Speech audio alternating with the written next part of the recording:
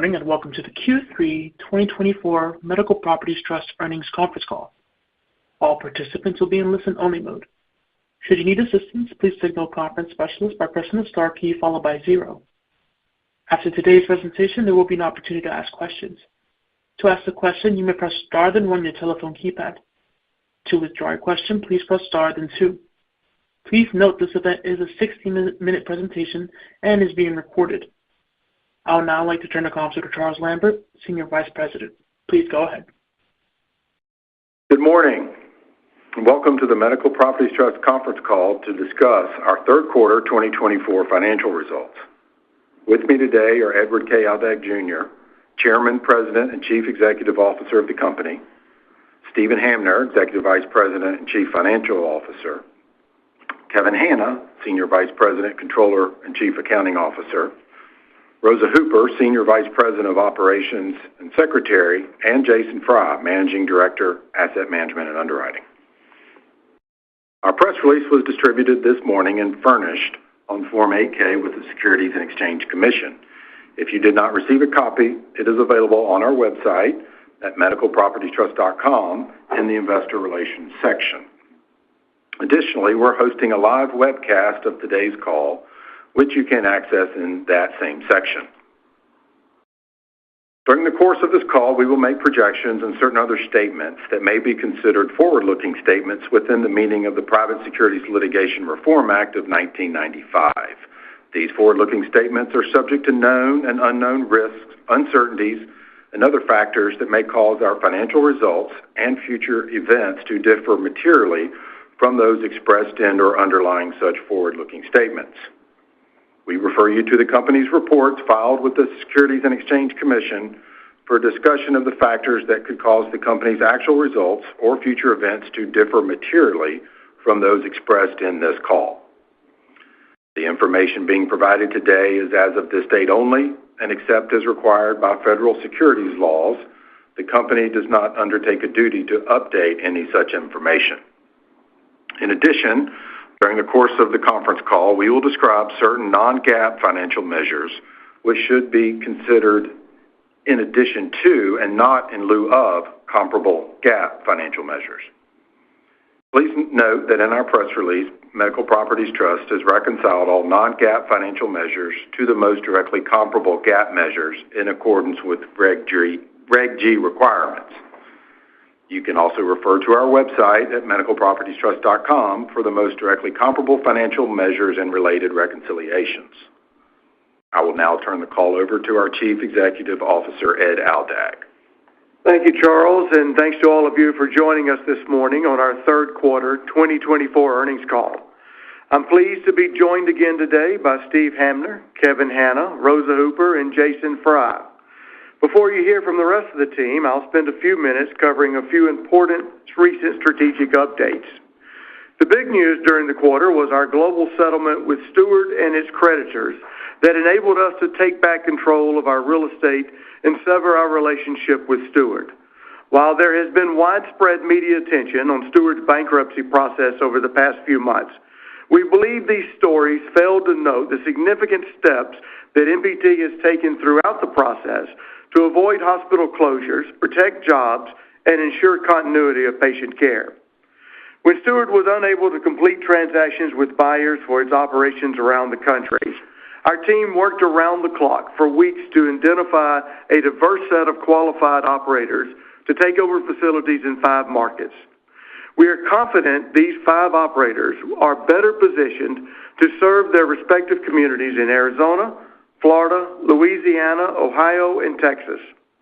The 4 operators that assumed management of 15 facilities in September, HSA, Honor Health, Insight Health, and Quorum Health, have already done a tremendous job of stabilizing the hospitals in each market and laying the foundations to return them to profitability by providing high-quality patient care. They have dedicated significant time and energy to employee, physician, and community outreach, all of which have reportedly been well received. While it will take time for these facilities to return to pre-bankruptcy operational performance, we are very impressed with what we have seen so far. In most cases, October discharges are trending higher than the low point in September prior to these transitions. Earlier this week, we reached an agreement with College Health to lease the St. Luke's campus in Phoenix, Arizona. College Health has over 35 years of experience and specializes in inpatient behavioral health services. They expect to reopen the campus as a behavioral health hospital in the first quarter of 2025. With the successful re-tenanting of these 17 properties, which collectively carry a lease base of approximately $2.1 billion, we expect to gradually resume receipt of cash rents on this portfolio in the first quarter of 2025, ramping up to approximately $90 million in the aggregate annualized rent by the end of 2025, and fully stabilized aggregate annualized rent of approximately $160 million by the end of 2026. Assuming no further changes to our portfolio, when these 17 properties begin paying full rent, we expect MPT's total annualized cash rent to be in excess of $1 billion.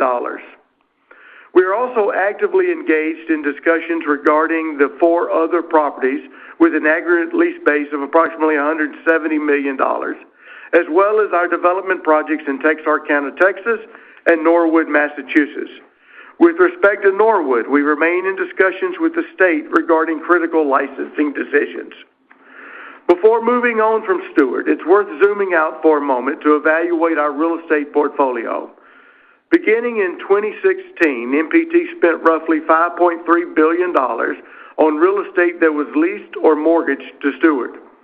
We recovered approximately 45% of that through cash proceeds from asset sales and other transactions involving this portfolio. As just discussed, we also continue to hold a real estate portfolio with a lease base of approximately $2.3 billion, excluding the development projects, more than 90% of which has already been re-tenanted. Over the years, we also collected approximately $1.9 billion in cash rent and mortgage interest.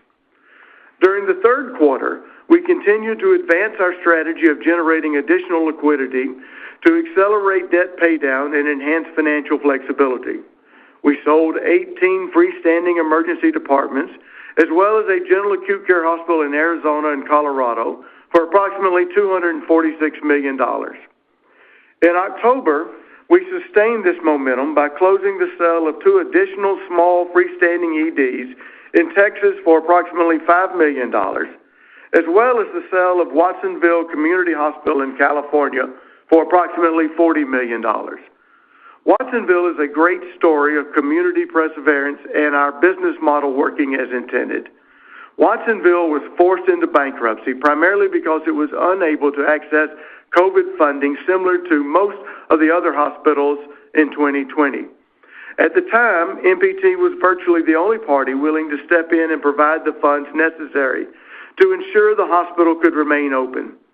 Our close engagement with community leaders helped facilitate the formation of a local nonprofit to take over operations in 2022, and now for that same group to acquire the property outright. By exhibiting patience and focusing on doing the right thing for the community, we were ultimately able to fully recover our real estate investment. In closing, before I turn it over to Rosa, there is no doubt the healthcare sector is uniquely exposed to the impacts of global macroeconomic trends. At various intervals over the past few years, hospitals have been forced to navigate lagging reimbursement rates, declining patient volumes, heightened operating expenses, rising interest rates, revenue cycle management challenges, and cybersecurity incidents. While we are pleased that many of these trends appear to be reversing, it is important to remember that access to a broad array of potential capital solutions is critical to help ensure a flourishing healthcare sector over the long term. Simply put, sell-leaseback transactions are a superior financing source for many operators compared to any other sources available. Land and buildings are often an operator's single largest asset, and that must be funded with some form of capital. Sell-leasebacks provide a relatively inexpensive way for operators to access up to 100% of the value of their real estate to fund improvements that will more directly affect patient care. They enable operators to negotiate rents that typically represent only a small single-digit percentage of total sustainable reimbursement revenue and a plan for fixed annual amount over the long term without being subject to refinancing risk. For these reasons, we strongly believe MPT's business model is more important than ever. We continue to take meaningful action that better positions our business to create compelling shareholder value over the long term. In following our successful re-tenanting strategy, we look forward to demonstrating the strength and resilience of our business model. Rosa? Thank you, Ed. As usual, I will take you through some of the highlights across our portfolio of critical hospital real estate. We are encouraged by the positive utilization and revenue trends we continue to see across our portfolio. In line with what's recently been reported by several large public operators, hospital fundamentals continue to strengthen. Admissions are growing, surgical volumes are increasing, and operators are starting to realize the benefits from cost efficiency programs they've been implementing over the past few years. Within our portfolio of hospitals, general acute care properties reported the largest increase in year-over-year revenues, followed by our behavioral health properties, which have delivered steady performance over the past several quarters. In the UK, utilization of private medical insurance and self-pay has hit a new all-time high as patient demand for quality and timely access to care continues. Circle Health is a clear beneficiary of this trend, reporting consistent growth in both private medical insurance and self-pay volumes. Circle's performance has also benefited from improved patient acuity mix as more complex cases are now being addressed in the private sector. In addition, the UK Health Secretary has called for the NHS to grow its partnership with the private sector to reduce their backlog. Priory, the largest independent mental health care provider in the UK, continued to produce positive cash flow from operations in 2023, and its cash flow generation has accelerated year-to-date in 2024.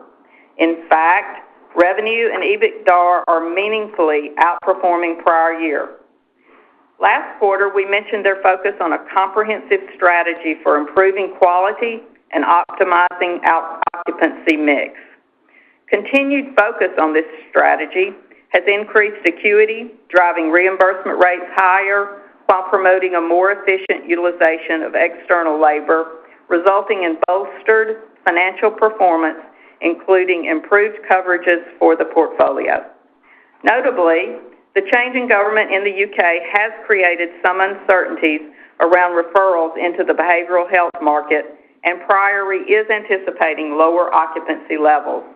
Their increased focus on higher acuity patients and collaborative work with commissioners should help to offset any potential disruption. Turning to Priory's parent company, Median, these assets have delivered strong year-to-date performance in 2024, driven by an improving reimbursement rate environment in Germany, as well as improving occupancy trends. Swiss Medical Network's solid top-line growth and ongoing cost optimization efforts have resulted in 10% year-over-year earnings growth for the first half of 2024. In September, Swiss Medical Network officially opened its Genolier Innovation Hub, which will also help to drive additional cash flows to MPT over time. They anticipate significant activity in this center, working toward the continuous improvement of health care for patients now, as well as for future generations. During the quarter, MPT and our JV partner increased the equity investment in Infracore by retiring approximately 50 million Swiss francs in maturing third-party debt. Turning to our U.S. portfolio, where my comments do not include the recently re-tenanted Steward properties, overall, general acute care revenue trends continue to benefit from increasing admissions, surgeries, and higher reimbursement rates.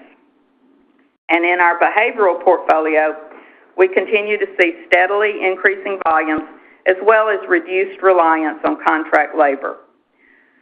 Ernest Health's consolidated EBITDARM coverage remains stable at approximately 2 times, while Ernest's legacy IRFs continue to perform exceptionally well with coverages above 2.5 times.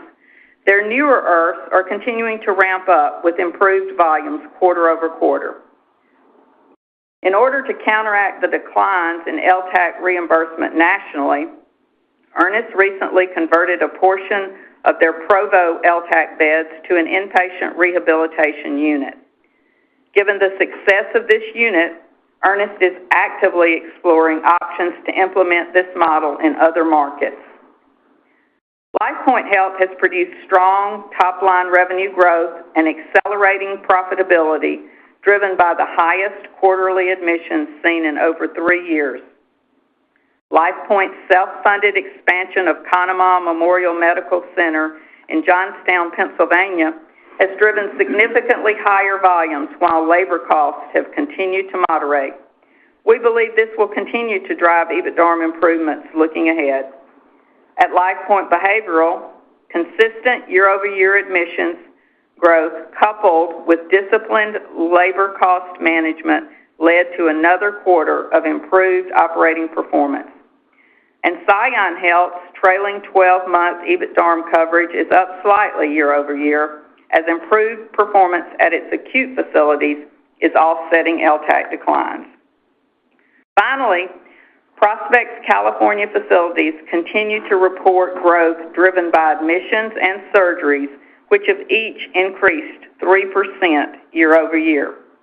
Despite improved coverage trends across the 6 California properties, Prospect's overall liquidity continues to be impacted by ongoing sales processes in various East Coast markets. While it's our understanding that Prospect continues to work with regulators and potential buyers in each of these markets, they have been unable to pay rent in a timely fashion over the past few months. Prospect expects liquidity to improve in the coming months as they are scheduled to receive approximately $100 million of Quality Assurance Fee Program or QAF payments during the first quarter of 2025. In closing, we are very encouraged by the volume, revenue, and cost trends being reported across care types and geographies. Today, we are more diversified than ever before with tenants like LifePoint, Ernest, HSA, and Surgery Partners in the U.S., and Circle, Priory, Median, and Swiss Medical Network internationally.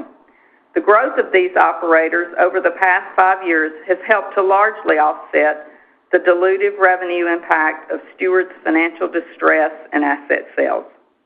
Moving forward, we are confident that our portfolio is well positioned to generate robust cash flows for MPT and our shareholders over both the near and long term. Kevin? Thank you, Rosa. This morning we reported GAAP net loss of $1.34 per share and normalized FFO of 16 cents per share for the third quarter of 2024. As disclosed in our Form 8-K filed on September 17th, our global settlement with Steward and its creditors resulted in multiple one-time accounting items that impacted our GAAP results and resulted in adjustments to normalized FFO. First, we impaired approximately $425 million of working capital loans previously made to Steward. Second, we recorded impairments of approximately $183 million, of which $180 million related to the real estate of the Space Coast facilities and certain excess properties, charges for property taxes and other obligations, net of recovery, and the donation of our former Steward-operated hospital in Hope, Arkansas, to the local community rounded out the balance. Lastly, the termination of our master lease agreement with Steward resulted in an accelerated amortization of about $115 million of lease and tangible assets during the quarter. Before wrapping up on Steward, as noted in our press release this morning, we have received substantially all of the $45 million of proceeds expected from the sale of the Space Coast hospitals in to Orlando Health. Normalized FFO was also adjusted during the quarter for the reduction in fair value or investment in PHP Holdings by approximately $130 million to roughly $200 million based on the most recent independent third-party appraisal. With that, I will hand the call over to Steve to discuss liquidity and capital allocation. Steve. Thank you, Kevin. At the end of the third quarter, we had cash balances of approximately $275 million and revolver capacity of about $880 million. Year to date, we have executed more than $2.9 billion in profitable asset sales and other monetization transactions, including the approximately $350 million during the third quarter that we have previously described. These are primarily the sales for $246 million of 18 freestanding emergency rooms plus a general acute hospital that Ed mentioned, along with repayment by Prime of a $100 million mortgage loan. These transactions have effectively demonstrated, especially over the recent years since COVID, the strength of our business model in general and our real estate underwriting in particular. Not only have our real estate investments held their values in a volatile macroeconomic environment, but they have actually increased in value. This has provided us significant flexibility and optionality as we execute our delevering strategy. Since the beginning of 2023, we have repaid $2.2 billion in debt. We have aggregate 2025 maturities of approximately $1.2 billion, which we believe we are well positioned to address with our current liquidity and other options, including additional possible monetization transactions. For example, since the end of the quarter, we have settled certain insurance litigation that will result in incremental cash to us during the fourth quarter. We closed the Space Coast sale, resulting in about $45 million to us. The Watsonville and small FSED sales mentioned earlier resulted in another $45 million. And we have signed non-binding LOIs and offer sheets for profitable sales that would generate additional cash proceeds. The aggregate of these transactions approximates another $400 million. With respect to these non-binding LOIs and offer sheets, I will point out that there are buyer diligence rights and other conditions, and there is no certainty that these proposed transactions will actually be completed. We now believe that our cost of debt has likely peaked and is in fact coming down, albeit at different paces depending on the geography. At the same time, MPT continues to resolve difficult tenant situations and simplify its business strategies for the future, which we expect will make us more attractive to capital markets in the future. As a reminder, the normalized FFO of 16 cents we reported for the quarter does not recognize income from tenants we have moved to cash-based accounting. That includes investments related to about $1.6 billion of real estate formerly leased to Steward, now leased to new operators and accounted for under the cash basis, and an additional $400 million of real estate previously leased to Steward is accounted for under the GAAP basis straight line method. We have plans to resolve these in the coming few quarters, even further simplifying our business or returning them to collection status. When considering these portfolio simplification efforts, our success in re-tenanting more than $2 billion of real estate formerly leased to Steward, as well as anticipated interest rate and capital market improvements, we expect an expanded set of levers to be able to address debt maturing in 2026 and beyond. As such, we are not limited only to continue reducing the size of our portfolio in order to meet our capital allocation objectives, especially given that we believe that even with the level of normalized FFO that we reported this morning, we are confident there is significant unrecognized value in MPT's current share price. With that, I'll conclude and we'll be happy to take questions, and I'll turn the call back to the operator. We will now begin the question and answer session. To ask a question, you may press star then one on your telephone keypad. If you're using a speakerphone, please pick up your handset before pressing the keys. To withdraw your question, please press star then two. We ask that you please limit yourself to one question and one follow-up. At this time, we'll pause momentarily to assemble our roster. Our first question will come from Michael Carroll with RBC Capital Markets. You may now go ahead. Yep, thanks. Can you talk about why the working capital loans to, I guess, the former, on the operators taking over the former Steward assets increased to $90 million, and kind of highlight the timing of the expected repayments? I mean, how long does it take for these operators to get the necessary ABL that could pay back those working capital loans? So, Mike, it's a simple question, simple answer on the $90 million, and that was additional primary professional fee costs not related to MPT or the new operators for the transitions. On the ABLs, some of them already have replacement ABLs that they're in works with. Others believe that they'll have them completed either by the end of this quarter or the early part of 2025. These are short-term loans, and we expect them to be all repaid in 2025.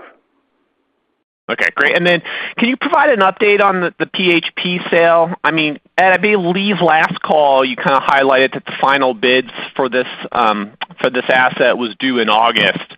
I guess, did that sale process, is that starting to get completed? And then maybe kind of when you're answering that, can you highlight why the write-down in the PHP, why did that specifically occur again this quarter? So Mike, the write-down is based on the most recent what we believe reliable information that's available to us, and we can't comment further on the status of what are continued confidential negotiations amongst the buyers and seller, which is PHP. Okay, great. Thank you. Uh-huh. Our next question will come from Omotayo Okusanya with Deutsche Bank. You may now go ahead.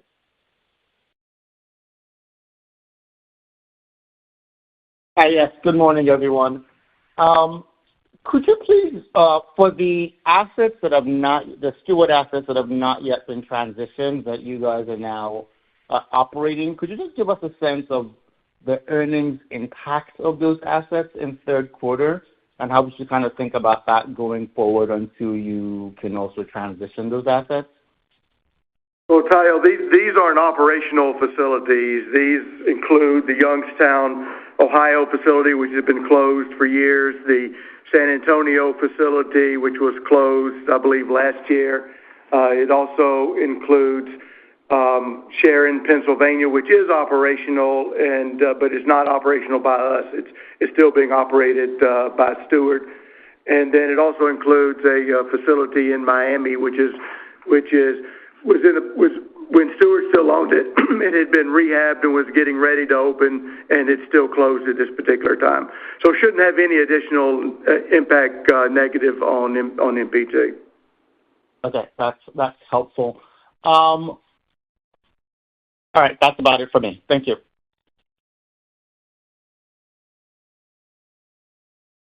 Our next question will come from Nikita Valley with J.P. Morgan. You may now go ahead. Good morning, guys.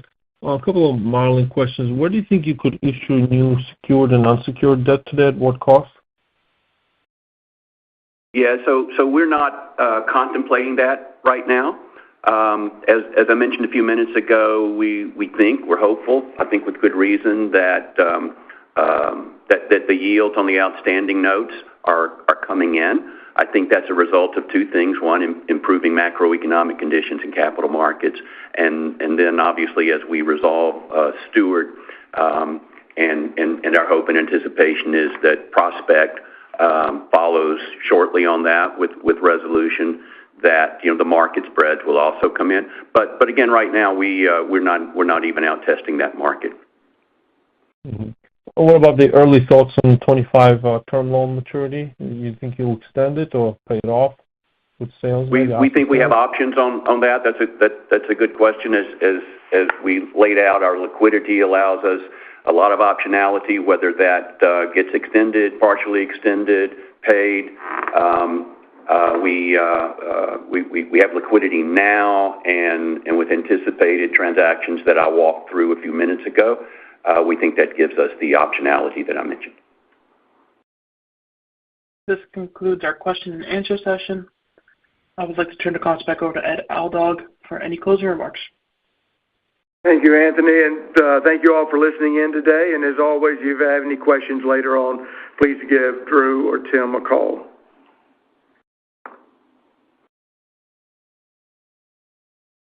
The conference is now concluded. Thank you for attending today's presentation. You may now disconnect.